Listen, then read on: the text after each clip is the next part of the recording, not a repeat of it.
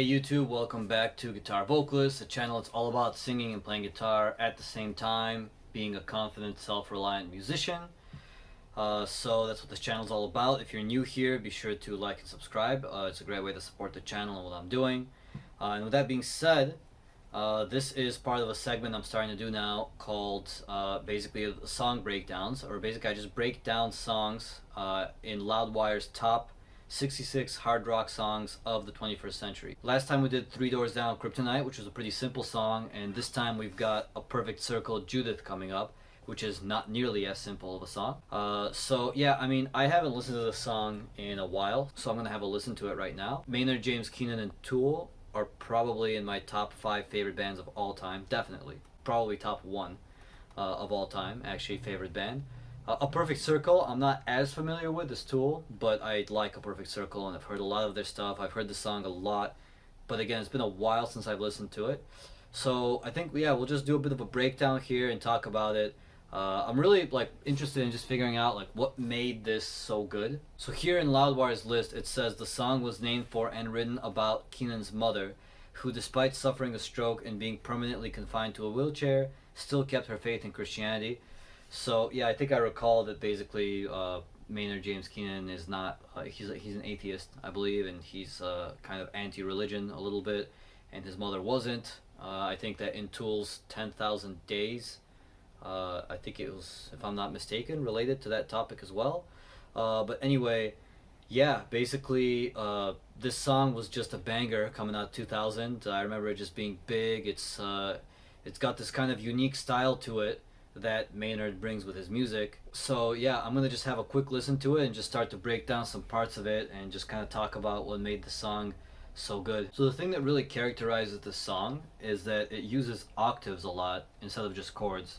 So the song is actually tuned down to C sharp standard tuning, which is 3 half steps lower than standard tuning. This is a C sharp, the way I tuned it, and my E is actually up here.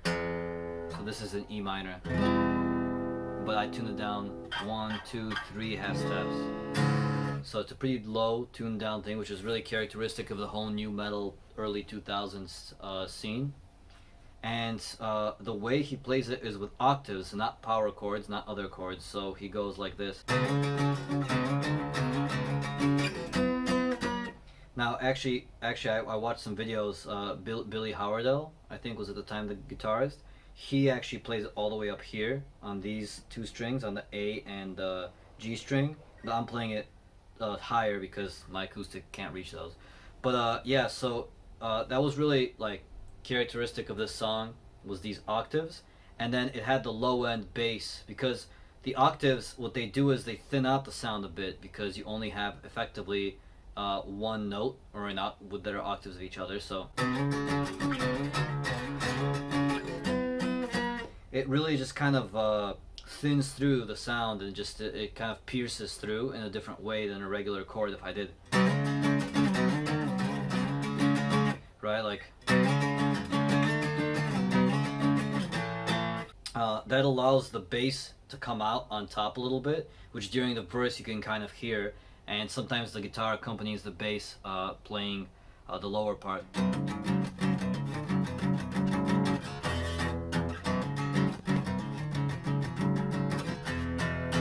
That's a really cool characteristic of the song. As far as the singing part goes, what Maynard James Keenan does is he has this really, I call it like an electrical current with resistance type of voice. So he could sing it really buff. He could sing, "You're such an inspiration to the ways that I would ever choose to be." He could sing it like that, but instead he sings it thin and kind of like he has a bit of a migraine, and but every now and then he's busts out with electrical current. You know, I'm kind of think of it like if you hear power lines or electricity, you know how it sounds like zzz, you know, there's moments where it bursts out more, and otherwise it's like that. It's almost how his voice is. It's calm, but at times has a little bit more energy, and at times it's calm again, but you could see there's something on his mind. He's distressed. He doesn't feel good about this. And yeah, so you're such an inspiration to the ways that I would never choose to be.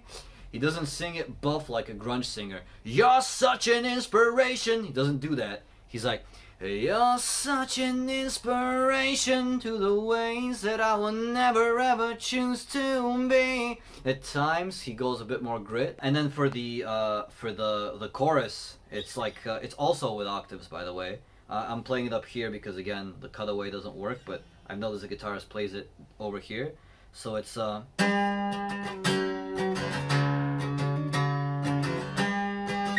So it's not like you killed someone. It's not like you drove a hateful spear into a sign. Or praise the one who left you broken down and paralyzed. He did it all for you. Now this part right here, that's characteristic of his voice is he really thins it out. He did it all for you.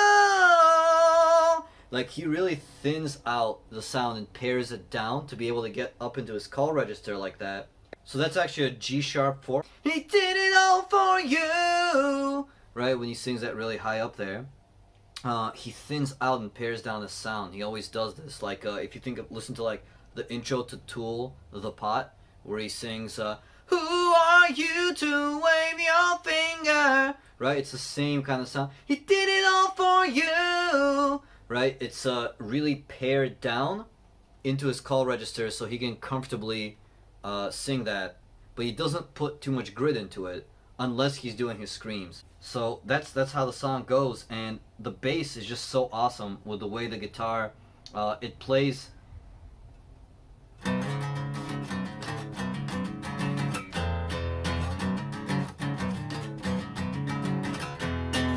It plays the tones over here, so actually I don't have a string over here underneath to be able to play the bass part, right? So I'd have to tune down a lot. But the way the bass does it is it plays this on bass, but an octave lower. So it plays that except an octave lower on the bass, and then when the guitar wants to accent it, it plays on the bottom two strings, and it plays what would be a power chord, except my index finger right here can't actually go there. So it's So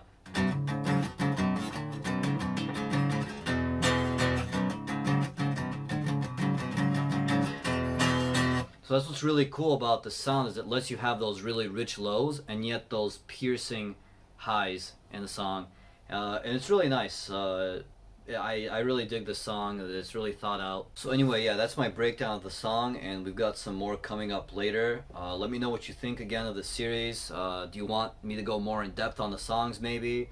Or do you just want like to request different songs or things like that? Oh, and also be sure to like and subscribe if you want to see more content like this. I also do tutorials outside of these songs, so that's why I'm not diving too deep. But again, if you want to see deeper dives into these songs, you could also let me know in the comments.